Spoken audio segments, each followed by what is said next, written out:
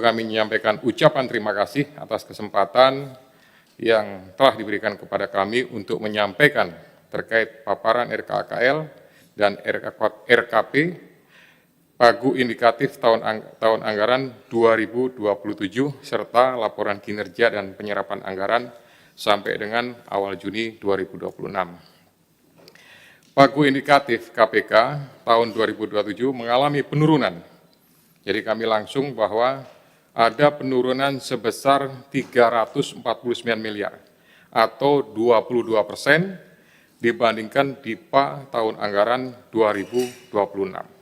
Jadi pagu indikatifnya adalah 1,23 triliun. Dari pagu indikatif sebesar 1,23 triliun ini dialokasikan untuk beberapa program. Yang pertama dukungan manajemen, kemudian untuk kegiatan-kegiatan pelaksanaan tugas dan fungsi teknis yang ada pada program pencegahan dan penindakan, yaitu baru mendapatkan alokasi sebesar 9,3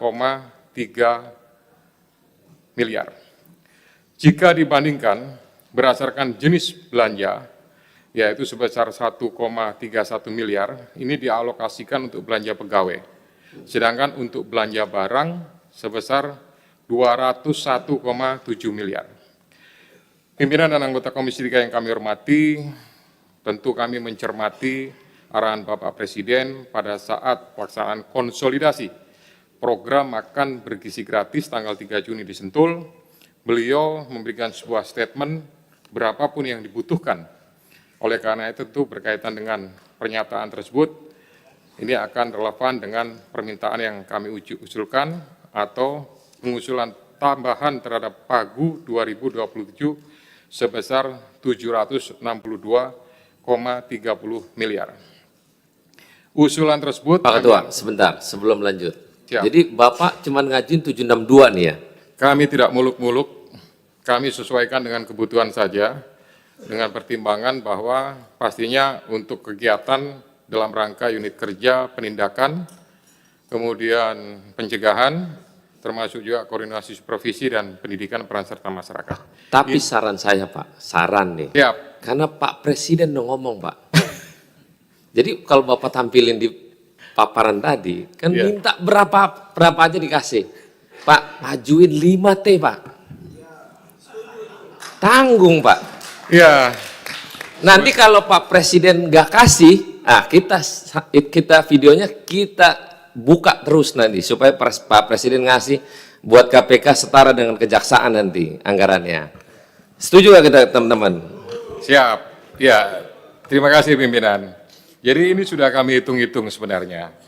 Jadi untuk alokasi dua program itu yang rinciannya adalah untuk dukungan manajemen sebesar 1,23, kemudian untuk program pencegahan dan penindakan itu sebesar 9,3, kemudian anggaran-anggaran lain yang 619 menjadi 628, hitung-hitungannya sudah kami maksimalkan. Artinya begini, kalau misalkan ini pengalaman 2026, kalau 2026 itu kan ada pengurangan, ada penajaman. Kami kalau misalkan tidak ada penajaman, itu juga sangat mendukung. Jadi harapannya dengan penambahan yang 762 itu, ini sudah bisa mengakomodir. Nanti yang lain-lain seperti adanya untuk dukungan pegawai negeri yang baru atau CPNS yang sudah diangkat, sudah disumpah, itu sudah ada mekanisme lain yang sudah kami usulkan ke Kementerian Keuangan. Kemudian kami lanjutkan dari sisi kategori prioritas nasional dan pelaksanaan tugas KPK. Yang pertama adalah dukungan prioritas nasional sebesar 67 miliar dan pelaksanaan tugas KPK sebesar 695,23 miliar. Jadi merujuk pada lampiran 3 Perpres tentang RPJMN, ini juga sudah kami sesuaikan dengan Akta Cita. Ya, meskipun demikian ada prioritas-prioritas nasional yang diampu oleh KPK yang alokasi anggaran memadai pada pagu indikatif di 2027. Untuk mendukung prioritas, ini ada tambahan anggaran sebesar 67, kami kategorikan pada 4 kategori. Ada rekomendasi kebijakan anti korupsi seperti pengembangan digitalisasi, All Machine Learning LKPN, dan aplikasi deteksi kecurangan pada layanan strategis sebesar 7,9. Kemudian pencegahan dan pendidikan anti korupsi untuk kampanye, pelatihan integritas ASN, APH 46,13. Kemudian penindakan, ini kebutuhannya kalau tidak ada pemotongan hanya 7,49 miliar. Semua karena disesuaikan dengan kemampuan sumber daya manusia yang tersedia dari mulai penyelidik, kemudian penyidik sampai dengan penuntutan.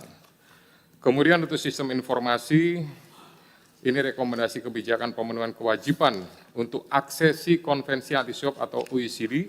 Ini yang kami berterima kasih banyak dari anggota Komisi 3 yang hadir setiap kali kami menghadirkan atau melaksanakan kegiatan pembahasan OECD. Ini sebesar 5,50 miliar.